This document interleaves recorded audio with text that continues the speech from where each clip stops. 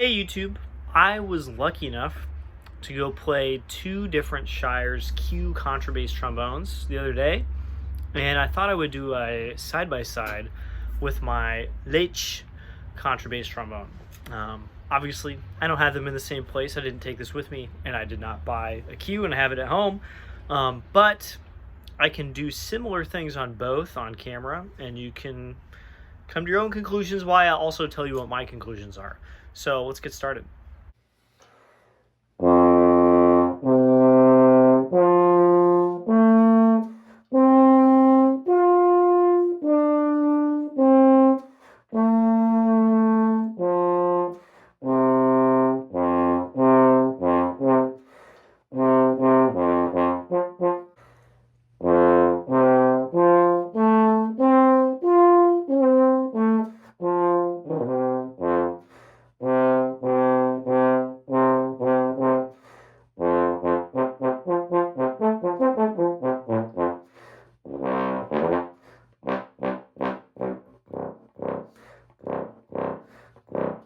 First thing up is just the intonation through the series.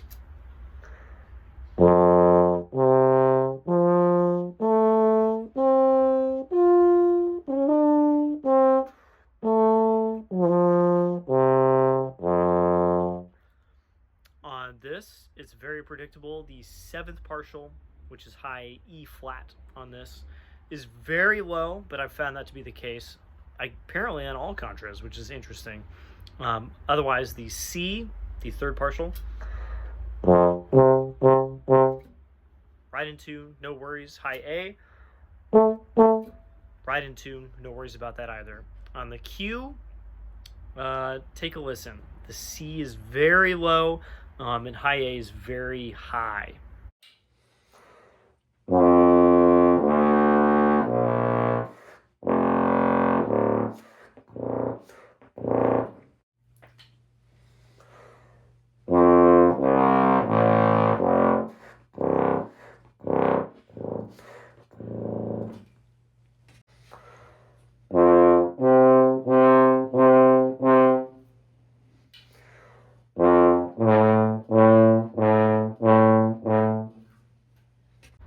Up next is intonation and response as we go low through the valves.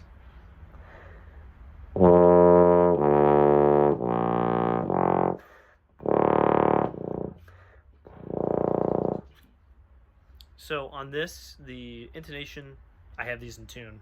Feels great. Response is relatively even for there being a much shorter valve, the D valve, which is on this side, I should say. And the B flat valve is obviously very long. But even then, they feel good going between both of them and the open partial.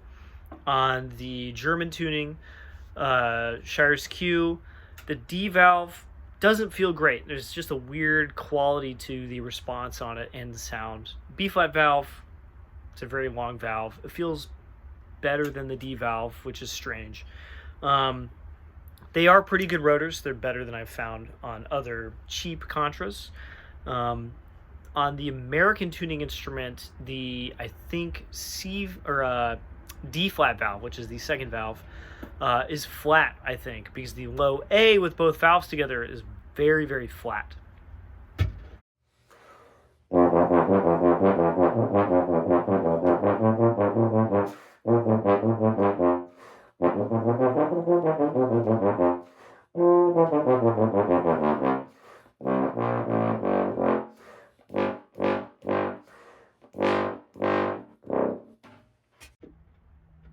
So now we're looking for kind of like softer and quick response as I play a Vizzuti study in the mid-low register.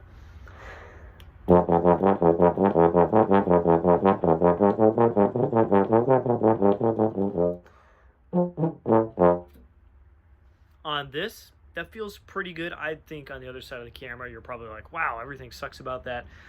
It's not easy on contra. That's my excuse. But like getting out to the position for G, which is kind of, well, it is fourth on a bass trombone. It's about third on this. Very easy. The valves are very quick. Feels natural. The partials don't feel like they're far apart. And the slide moves very well. On the Shires Q, the response changes a little bit. It's really hard to just play that evenly and easily. And I ran out of air halfway through because the Shires is a way bigger instrument than it kind of needs to be.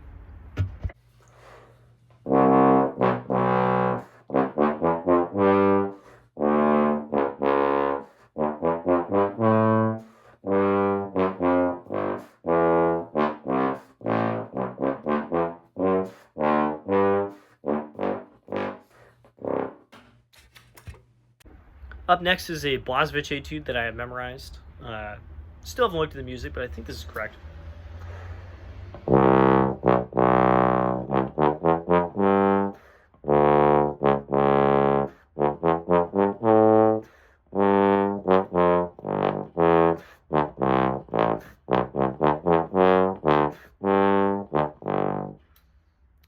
Response on this, much easier. I feel like I can just mostly just play that and not think about it.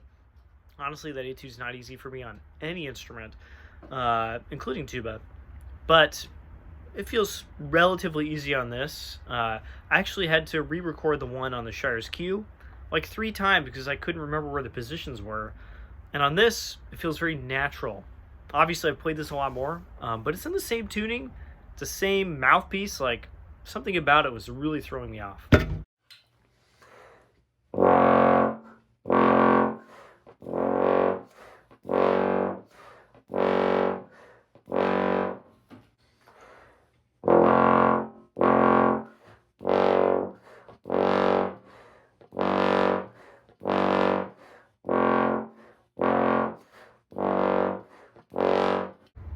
Now let's check pedal F and low F sharp, kind of the least amount of tubing to the most.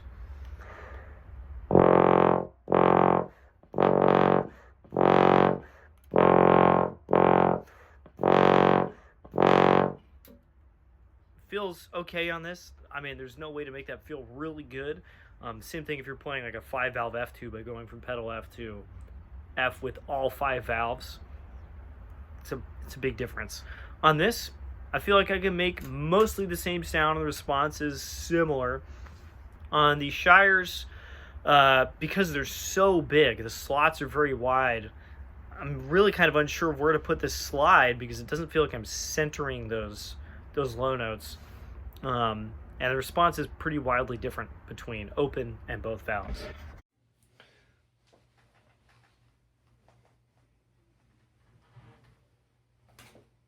The spit valve.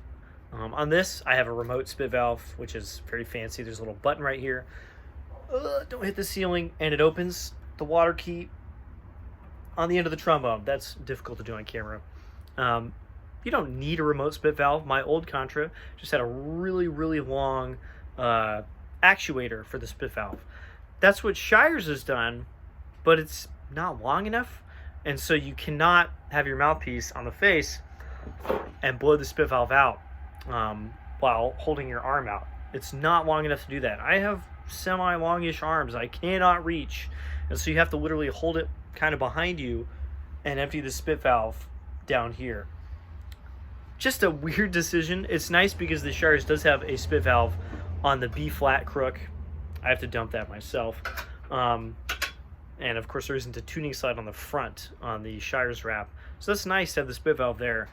So you can press the B flat valve and empty it yourself. But on the slide, which you have to empty a lot more, you can't blow it out, and that's just a huge bummer. It's just a weird design decision.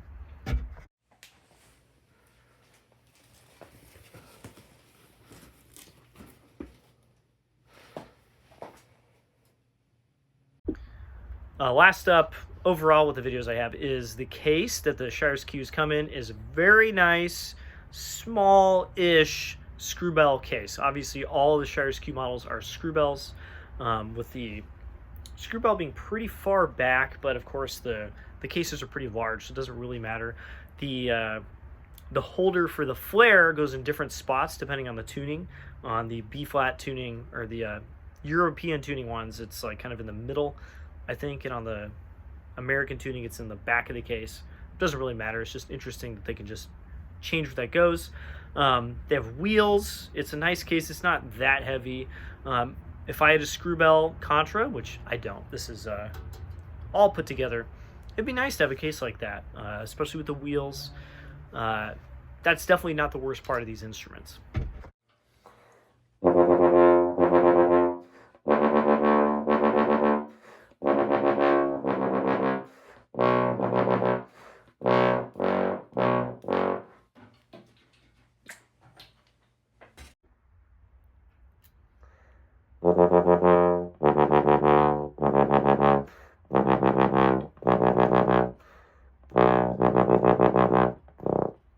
So, final thoughts. I have 3 main points I want to talk about.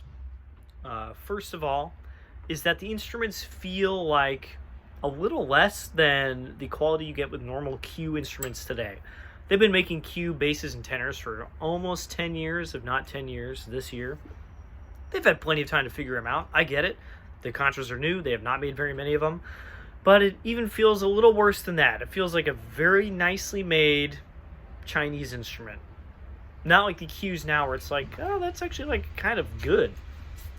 Don't quite feel on that level. You just look at them and you're like, fit and finish leaves a little bit to be desired compared to the modern Shires Q basses and tenors, which are very well put together on average and don't seem to have a lot of variability.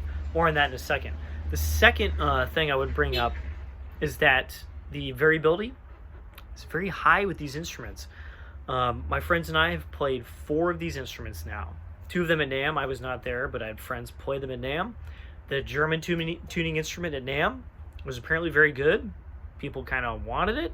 The American tuning one, not so great. Like, noticeably worse. At this shop I was at, the German tuning instrument was fine. Not super great. It wasn't bad, but I probably wouldn't buy it if I had played it and I didn't already have a Contra. The American tuning one was much better. Easier to center. It was louder. It was just a better sound.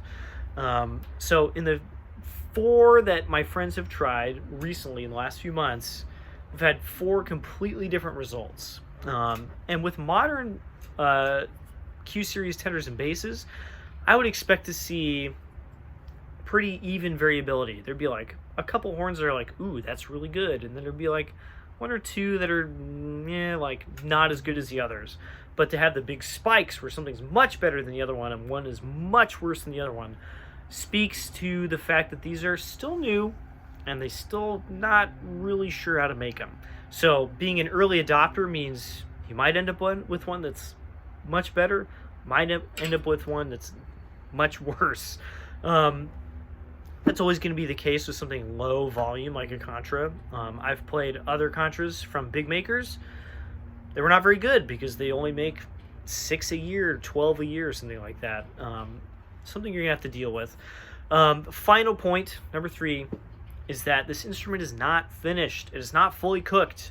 The third partial being flat and fuzzy is the sign of a trombone that has not been fully thought out. If you bought a $4,500 bass trombone where the F in the staff and every note below it down to B was flat and fuzzy and hard to center and you couldn't play the volume you wanted, you would send that instrument back to the factory and you would not keep it. And that range on Contra is a lot of notes you need a lot of the time.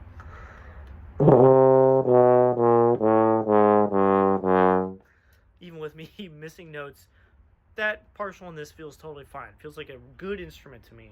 On the Qs, it is not. It is flat. It is fuzzy. It's hard to center. It's hard to play articulations on. It's not good. Something about the tuning slides is what people have told me is what gives that partial kind of its definition. And it takes time to get that right. You just have to do a bunch of trial and error. And Shires wanted to come to market. They didn't want to keep doing that trial and error. They released the instrument. It is not finished. I would personally not buy one because I don't remember this issue on other Chinese Contras. Don't hold me to that. It might be the case. A lot of the Shires Q is kind of cribbed from those Chinese Contras. And they might have the same issues. But I don't remember those issues on like the Wessex, that the third partial was that flat and that kind of like hard to center. Just a bummer because like if they just put a little more time into it, they'd have an instrument that I would recommend. I think it is a pretty good contra. It's just the fact that it costs $7,000, which is like a really nice bass trombone. It's not finished. I would not buy a $7,000 instrument that is not finished. And that's basically my verdict. Is it's like so close to being worth it, but just not quite there. That's all I got for today. I'll see you all in the next video. Bye-bye.